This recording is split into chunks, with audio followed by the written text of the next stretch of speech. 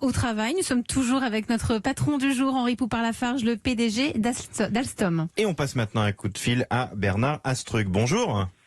Bonjour. Vous êtes le fondateur et directeur médical de Telmed. C'est une société qui s'occupe justement de la qualité de vie au travail. Alors, quitte à s'en occuper pour les autres, vous essayez de le faire aussi bien chez vous. On sait que parfois ce sont les cordonniers les plus mal chaussés, mais au contraire, vous essayez d'être extrêmement pointu pour améliorer la qualité de vie au travail. Si je devais vous poser une question qui va peut-être vous étonner, le dispositif dont vous êtes le plus fier chez vous pour améliorer la qualité de vie au travail, c'est lequel ?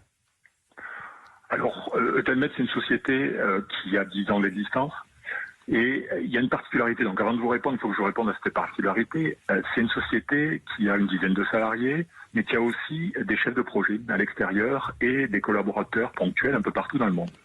Et tous ces gens-là sont réunis par une plateforme. Alors, la chose dont nous sommes la plus fiers, c'est qu'il y a du contact humain et il y a beaucoup d'échanges informels sur les outils que nous avons à travers des messages, des textos, des appels réguliers, et ça, je pense que c'est la chose dont je peux être la plus fière à la société. Quand on a préparé l'interview avec Elisabeth, il y a un point qui nous a particulièrement intéressé. Là, vous mettiez en avant le fait que vous travaillez avec des gens un peu aux quatre coins du monde, par exemple avec des psychologues aux quatre coins du monde, et peu importe le pays où est le médecin, peu importe son sexe, et c'est encore heureux, il sera payé de la même manière qu'un autre. C'est un dispositif symbolique mais important.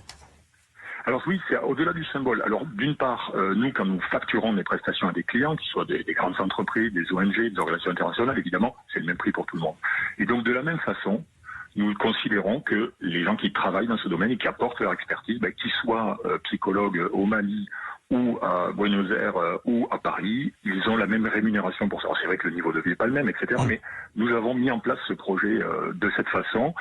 Telmed est signataire, je ne sais pas si vous connaissez peut-être cette initiative, en tout cas le patron d'Alstom qui est avec vous doit la connaître, c'est le UN Global Compact, le Global Compact des Nations Unies, pour essayer de soutenir le respect des droits des individus, la tolérance, et donc c'est des valeurs qui nous portent depuis le début et que nous essayons, dans la mesure du possible, de porter chez nos clients, puisque nous intervenons dans les entreprises, dans les ONG, pour améliorer justement la qualité de vie au travail et plus précisément sur ce qui est la santé mentale des salariés, qui est vraiment notre cœur de métier.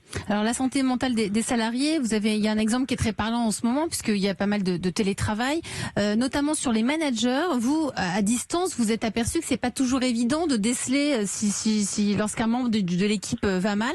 Et là aussi, vous avez repensé les méthodes de management en proposant des ateliers, notamment. Est-ce que vous pouvez nous en dire davantage ?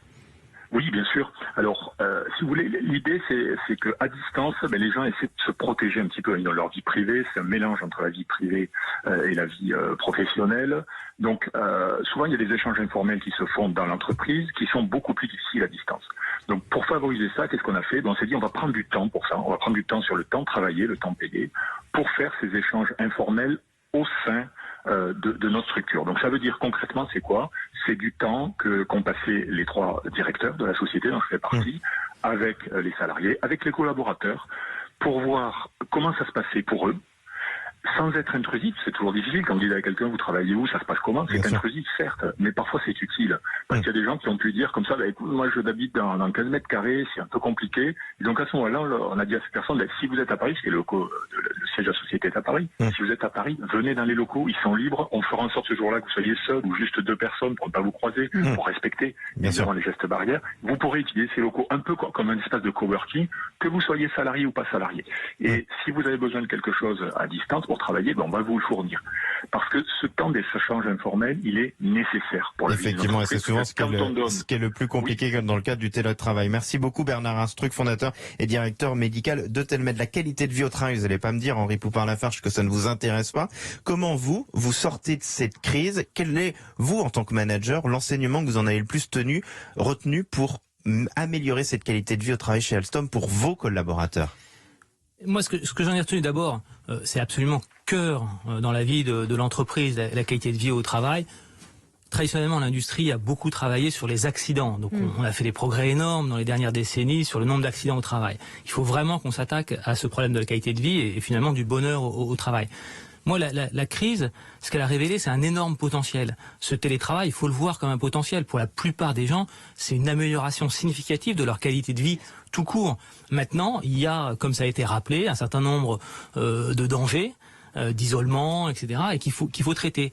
Donc il y a besoin de repenser complètement notre rapport au travail et comment bénéficier au maximum des nouveaux outils sans isoler les gens. Et ça, c'est un vrai travail à faire. Vous allez être aussi confronté au défi d'avoir deux cultures quand vous allez fusionner avec Bombardier. C'est très difficile à préparer. Ça peut créer beaucoup d'angoisse pour les salariés. Alors nous, on va avoir à intégrer deux cultures ensemble avec le défi qu'on va devoir le faire largement à distance.